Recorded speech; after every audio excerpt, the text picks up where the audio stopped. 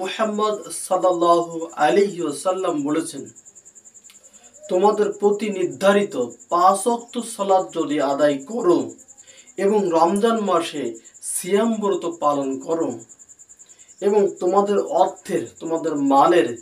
যাকাত প্রদান করো এবং তোমাদের ঊর্ধ্বতন যারা আমির তার আনুগত্য করো, তার আদেশ মান্য করো, তাহলে তোমার রবের, তোমার প্রতিপালকের জান্নাতে প্রবেশ করতে পারবে। সুবহানাল্লাহি ওয়া বিহামদিহি সুবহানাল্লাহিল আযীম। শেষে আমরা চেষ্টা করব নিয়মগুলো ফলো করে আল্লাহ সুবহানাহু ওয়া তাআলা সন্তুষ্টি অর্জন করা, তাহলে অবশ্যই আমরা জান্নাতে যেতে পারব। শিক্ষা হলো এই, 5 ওয়াক্ত সালাত আদায় করতে হবে, রমজান মাস সিয়াম ব্রত পালন করতে হবে, অর্থ থাকলে যাকাত দিতে হবে,